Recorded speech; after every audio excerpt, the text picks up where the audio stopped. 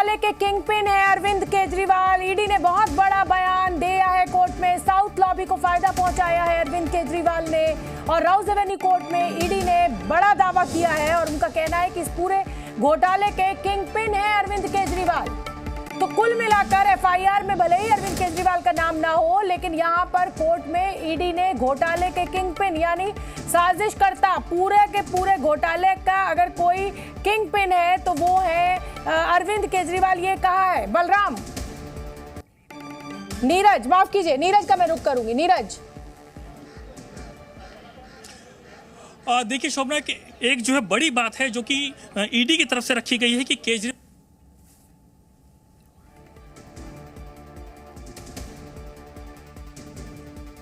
शराब नीति के एवज में रिश्वत लेने के मामले में शामिल थे, यानी कि साफ तौर से बड़ा आरोप जो है ईडी की तरफ से केजरीवाल पर लगाया गया है। और इसी के साथ पे अब ऐसा लग रहा है कि अब जो है उनको जेल भी नहीं मिली।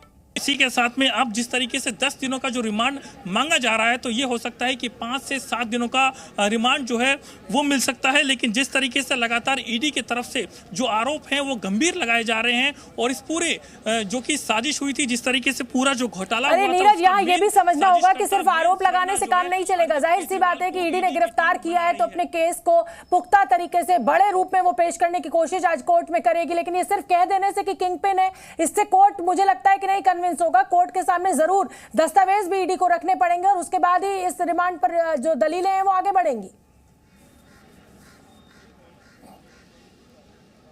आप बिल्कुल सही कहा आपने, क्योंकि जिस तरीके से जो कि केजरीवाल की तरफ से भी तमाम जो बड़े वकील हैं वो पहुंचे हैं और अपना।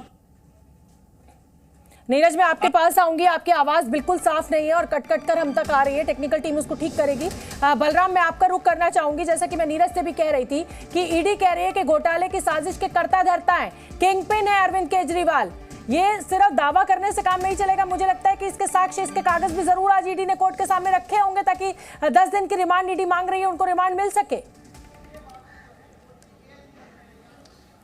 बिल्कुल, देखिए आज ईडी ने कोर्ट में जिस तरीके से दलील रखी है और जिस तरीके से ईडी के वकील एसपी राजू ने कोर्ट में कहा कि इस कथित शराब घोटाले के किंग पिन हैं अरविंद केजरीवाल, उन्हें सरगना बताया और कहा कि इस पूरे भ्रष्टाचार के कर्ता धर्ता वो हैं। और उन्होंने कहा कि जिस तरीके से इस लीकर पॉलिसी के तहत रिश्वत ली गई है उसमें इनकी संलिप्तता और इनकी भूमिका अहम है, और यही वजह है कि अब इस पूरे मामले को विजय नायर के जरिए अरविंद केजरीवाल से कड़िया जोड़ने की कोशिश ईडी की तरफ से की गई है। क्योंकि आपने देखा होगा कि जिस तरीके से दलील ईडी के वकील एसपी राजू कोर्ट के अंदर रख रहे हैं, और उन्होंने बताया कि विजय नायर किस तरीके से अरविंद केजरीवाल का खास है और विजय नायर के जरिए जो लेन देन हुआ है वो स्टेब्लिश हुआ है। और यही वजह है कि सबसे पहले विजय नायर को ईडी ने गिरफ्तार किया था, और अब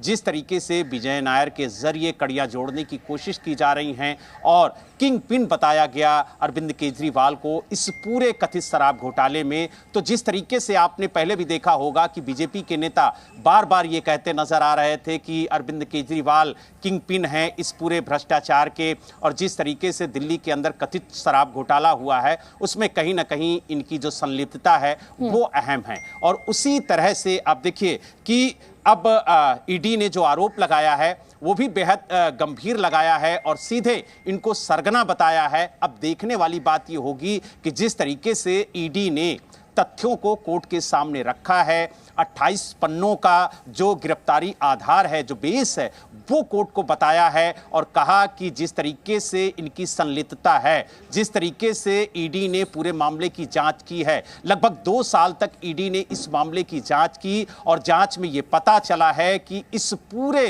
खेल का मास्टरमाइंड या किंग पिन कहें जी न्यूज़।